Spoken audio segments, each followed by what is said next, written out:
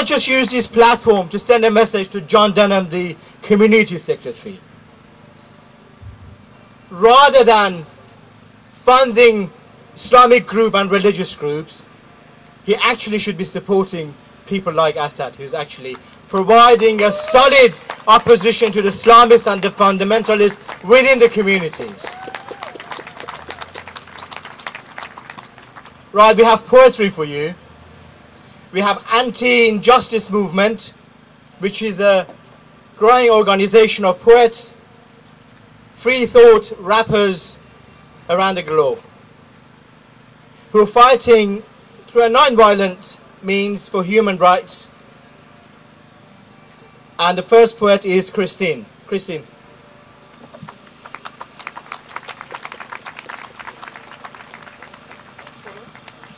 Okay.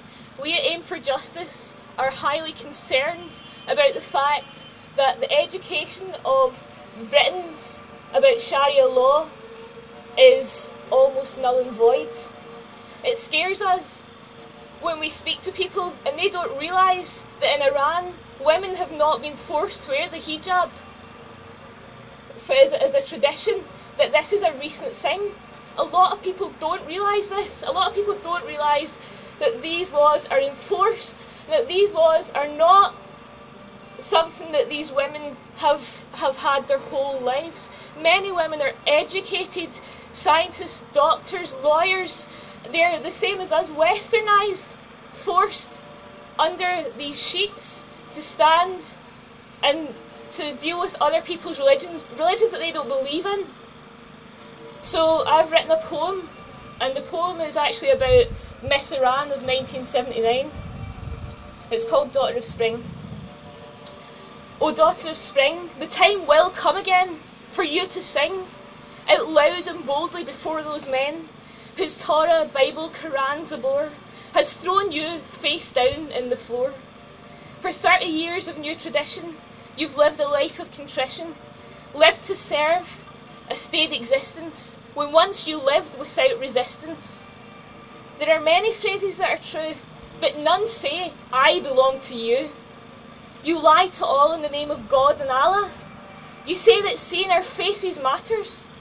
For us, the test is to come through. For all, enlightened and stronger and new. So take your dreams and hold them to your chest. Drop your veil upon the ground. Blossom once more before you will, O daughter, for you are beautiful and strong and proud. Aim for justice. The first poem I'd like to read out is about the similarity that I see between political Islam and American imperialism. So it's called The Clash of Uncivilizations. The military-industrial complex and its capitalist conquest, political Islam and its holy crusade, warmongering bureaucracies and theocracies, sending out their patriarchal representatives, well-versed Muslim clerics and polished politicians dictating public opinion, tribal leaders pounding upon their war drums, masters of manipulation and justification.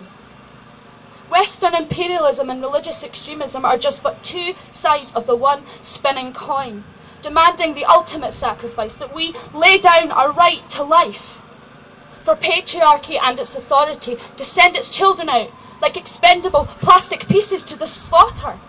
Two poisonous ideologies, feeding from one another, like the serpent suckling upon its own swollen tail, dependent upon each other for the creation of a common enemy.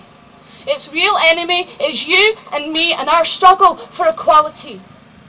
The real victims, women and their children, imprisoned in submission, bodies beaten, broken, split, blown to bits, sacrificed to these death cults of belief.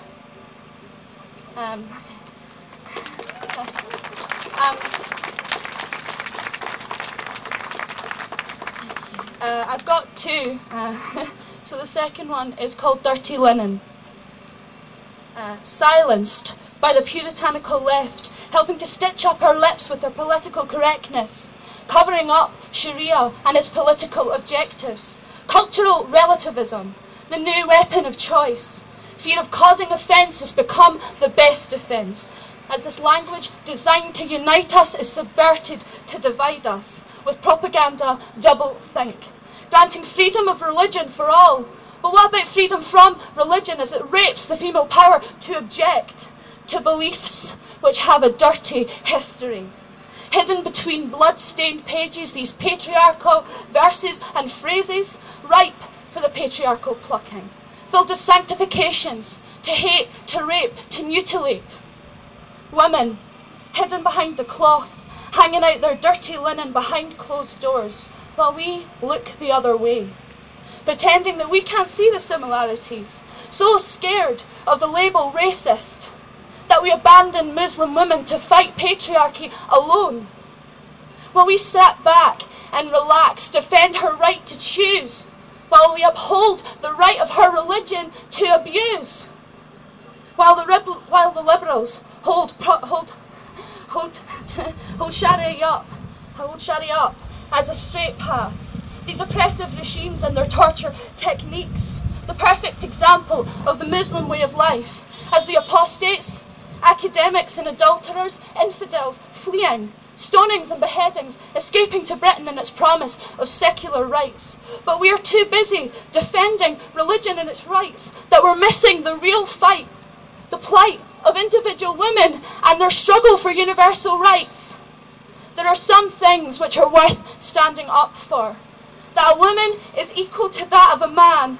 That the law should unite us in our respect for social justice. That true democracy has to be a collective process. That splitting the law up and giving each group their own little bit is nothing but a quick fix. The segregation won't lead us to community cohesion. That one law for you and another for me will never bring us equality.